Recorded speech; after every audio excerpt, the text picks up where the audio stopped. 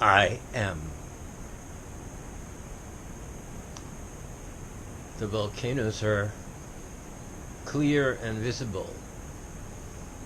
There are huge clouds hanging over them. But it's rare to see them, especially at this time of the year, because these clouds are so dominant. The other evening, we saw a sunset that was remarkable for its color and drama. The clouds were so shaded in a way that drawing it or painting it would make you, I'm not sure. But it's one of the reasons why I am in Bali. I have now many reasons. The first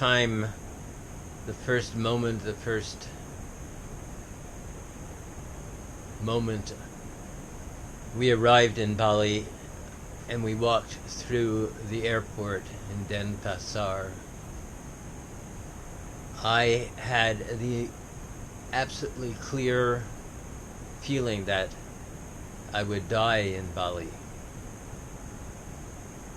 It was one of those epiphanies.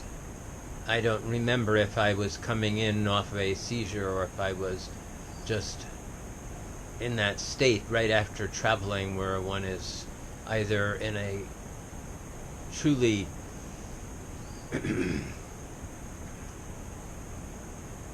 visionary state or in a completely tired state. I was in a visionary state. So in a sense, that's why I'm in Bali. I am in Bali to do my death dance, to disappear from this universe, to move on and upward. But there are other reasons also. I was here to clear my rage. I have been here. I am here to clear my rage. I am here to clear my tooth karma through smiling. If it wasn't for being here, I would have never cleared my tooth karma, because it was through being here that I realized the smile was for me, not for everybody else. If it's for everybody else, then I would be concerned about the tooth. If it's for me, then it's just the feeling of freedom that happens in the mouth that opens up the release, let us say. A release that is on the verge of giggling. It's on the verge of laughter. It's on the verge of release, freedom. That is not possible in the United States. Smiling is a way of tricking people, of cajoling people, of oppressing people. And especially if you don't have that perfect toothy smile, you can't get away with anything. But is there anything to be gotten away with here in Bali? No. I just want to and have smiled, and smiling is the beautiful way of living, as the Balinese have taught me. They teach me many things. They teach me that service is the most important way of being. It is the most important way of creating and doing my art. Service in the United States is a demeaned place. It's a disparaged place to be. You kick people who are doing service because they learn that from Christianity.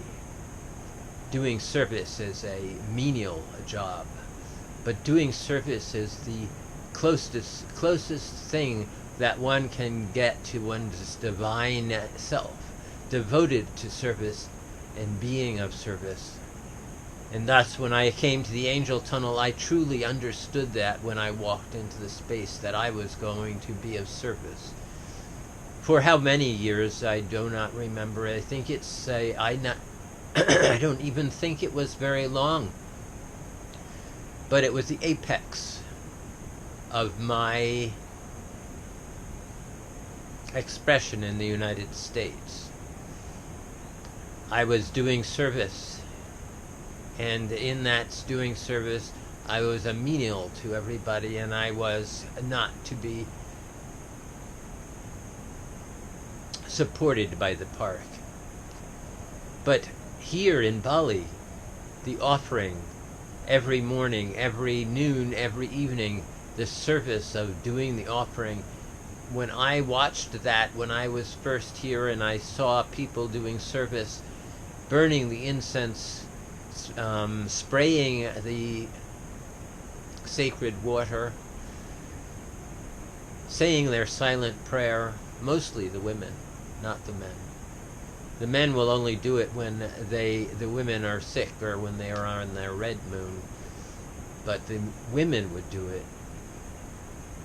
And it was in doing that service, in seeing them do that service, that it helped me do my walkabout again. It helped me step out and do that service.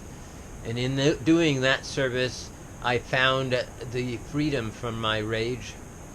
I was able, through walkabout, to release the rage that I had because the woman told me to stop practicing. So the offering is one of the beautiful things that I learned from the Balinese. It was a reflection of myself too. It wasn't that they were showing me how to do something, it was showing me how beautiful what I do. How beautiful it is. Not that I am a beautiful singer, not that my melodies are beautiful, not that I have beautiful music. That is not the truth. Because that is not clear for all beings. Some beings think I am doing ugliness. Some beings curse me out. Some beings believe that I am the devil or some sort of strange thing that comes from Christianity and Islam that they consider to be evil.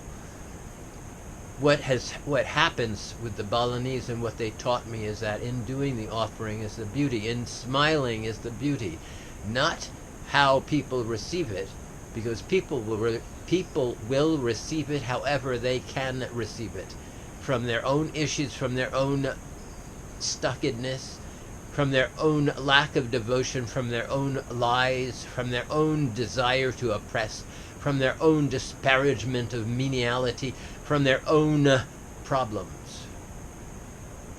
I do not have to take those on. I do not have to take on other people's problems. And through that, I can release my rage, because I don't need to have that people's problems with their own rage. I just want to be free and to be my blessed self in the world. I don't have to sing beautifully. I don't have to play music beautifully. I don't have to be a beautiful musician. I have to express. I have to do it as an offering. I have to do it fully and with a full heart and fully present. Thus, I am fulfilling my holographic duty, my holographic perspective. So why Bali? I spoke and speak of the volcanoes, which are full of rage. They show how dormant now they could be explode at any moment, send smoke, ash, fire, sound into the atmosphere in such a way that the sky would be covered in soot and ash for many days, creating an environment that I, in a certain piece called The Orange Sun, expressed musically. But The volcanoes do not do that for us. It is not because, oh, I'm going to spread ash over you. They do it because they need to release that molten center. And thus, to understand that clearly and to understand how in doing so one can then be dormant and present, that is the truth. So I, in my rage, release my lava, I release my ash, I release my fire, and thus release all of the issues I had with the world rejecting me at such a young age, or expressing its rejection of me, or cursing me out, and thus looking at beings in the present time, not even understanding this truth, just going along with what is and not being present and understanding that to release their rage is helpful, because thus one can be present, one can be dormant and present. In dormancy is presence, and thus one can be smiling, and one can be in a place called Bali where it is tropical and the temperatures are so clement and beautiful, and the birds sing in the morning, and everything is so jungly beautiful, so beautifully green, so beautifully colorful.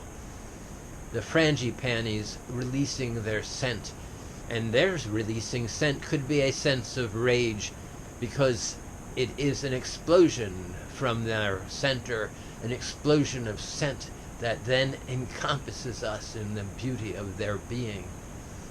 And sometimes I wear them on my ear to express my own releasing of scent, my own releasing of rage. So here in Bali, I could fully release my rage. I had models to do so. And in doing that is an offering. It is a pure offering, the devotional offering, to say that my holographic perspective is in full bloom. I am fully present. I am fully here.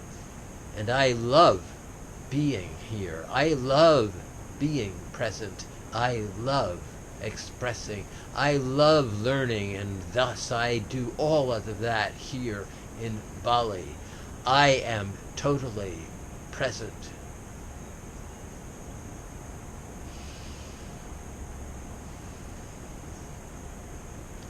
I am present. And thus, what can I say about a place that teaches me this? In many of the stories I read, a lot of the people who are suffering will speak of, I will get money and I will go to a tropical island and live out the rest of my life. This is what I'm doing. I am living out the rest of my life on a tropical island. I have retired, but I haven't. I have retired from the United States and the life of competitive, oppressive,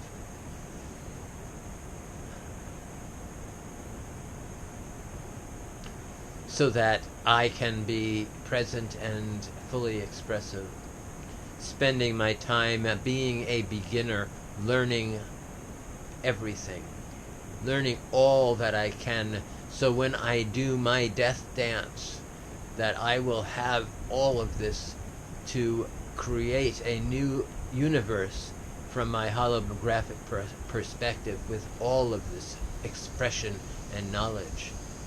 It is here in Bali, that is why I am in Bali, is to fully manifest that my holographic perspective in my death dance, to die well and to die with that full